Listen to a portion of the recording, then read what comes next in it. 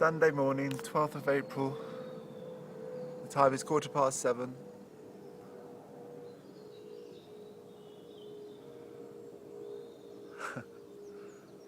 What's going on? This is ridiculous.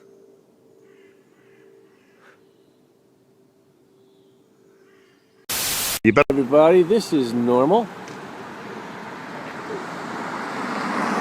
Yeah, this is normal. Look at this. 8, 1, count them. 1, 2, 3, 4, 5, 6, 7, 8. This is at this point blatant and obvious.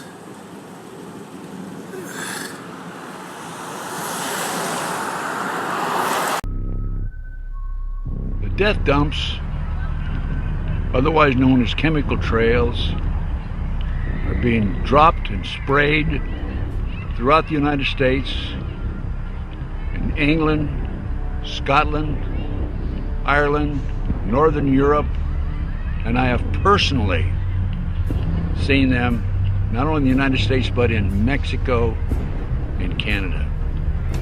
Birds are dying around the world. Fish are dying by the hundreds of thousands around the world. This is genocide. This is poison. This is murder by the United Nations. This element within our society that's doing this must be stopped. I happen to know of 2 of the locations where the airplanes are that dump this crap on us. 4 of the planes are out of Air National Guard, Lincoln, Nebraska, and the other planes are out of Fort Still, Oklahoma. I personally have observed the planes that were standing still in Nebraska, Lincoln, Nebraska, at the Air National Guard.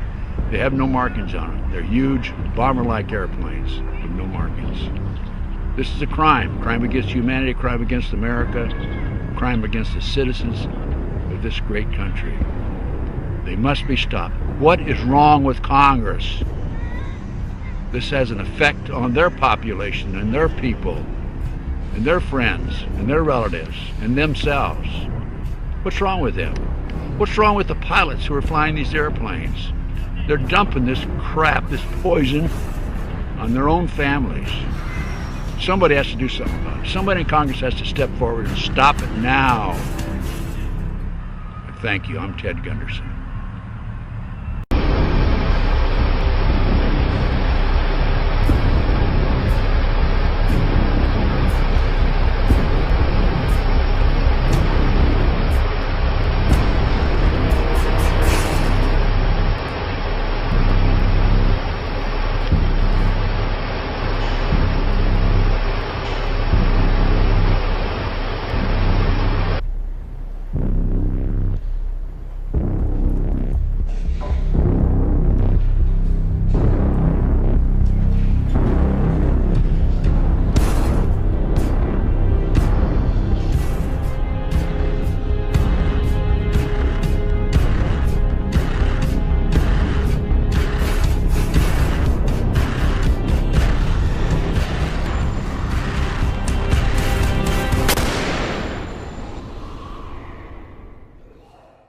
The little picture is from a nanofabrication study, which shows you can make very high quality, and do this in just a jet in a very simple way, make high quality alumina particles just by spraying aluminum vapor out, which oxidizes. So it's certainly in principle possible to do that. There's a big literature that's already looked at that.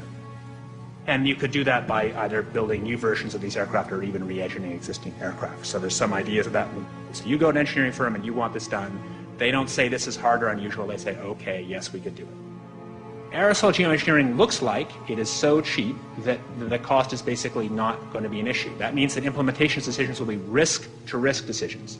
The risk of doing it against the risk of not doing it. And it makes the problem of how we govern it fundamentally harder and different and novel. So I've told you that it's cheap to deliver materials to the stratosphere, and I'm convinced that's true. I don't think that will change. But I think the more we do research, the less easy this will look, the more complicated the environmental effects will look. And that's a good thing, because right now it looks too easy. So I think that if we do more research, we're likely to find out that it's harder and more complicated than we thought, and that the side effects are harder to manage, and that's a healthy outcome that will make it easier to do the management. Of course, the opposite reaction is possible. It's an empirical question how people will actually react to knowledge about this. Another reaction is to say, if these crazy scientists are so concerned about putting CO2 in the atmosphere, they want to think about these things, then that might actually mean we should be more serious about the risks of CO2 in the atmosphere. And by the way, it's not really a moral hazard, it's more like free riding on our grandkids.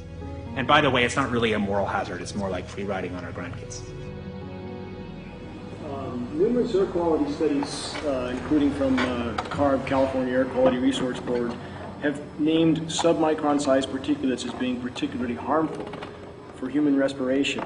Through all the discussions today, I have not heard any mention of this fallout, and has this been studied, and also the effects of a highly reactive metal like aluminum on toxifying soils and waters? The question is, what would be the effects of these materials on human health if they came down into the stratosphere, in particular small particles and aluminum? So the collaborators of mine working on the aerosol scheme are actually folks from Carnegie Mellon who've focused on human health impacts. And while we haven't published it, that was the very first thing we did, was do the order of magnitude calculation in level pencil and paper, but with an expert on human health impacts about whether there could be an issue. And for aluminum or other particles, there are a lot of toxicological things that need to get looked at seriously.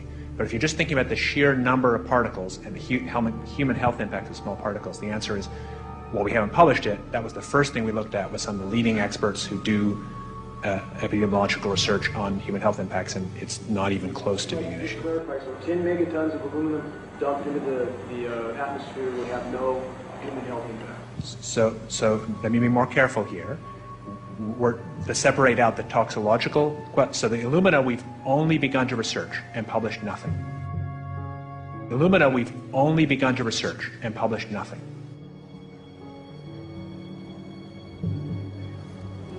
Dane looked at him and he said, so you're telling me that spraying 10 to 20 megatons of aluminum, as you said, would have no human health effects? He took a deep breath and he swallowed and he said, let me be more careful here. We haven't done anything serious on alumina, and so there could be something terrible that we'll find tomorrow we haven't looked at. And that, for me, that was the whole main point of what is going to be coming out to the public. It's the damaging effects of aluminum that are being found around the world in massive amounts. Here's David Keith confronted on this very issue, and he looked, you know, at that point like they just let the cat out of the bag. We haven't done anything serious on alumina, and so there could be something terrible that we'll find tomorrow we haven't looked at. They're proceeding because they have an agenda that's separate from trying to thwart this crisis of global warming. You know, there's obviously several other objectives, whether it's depopulation, control, weapons aspects, communications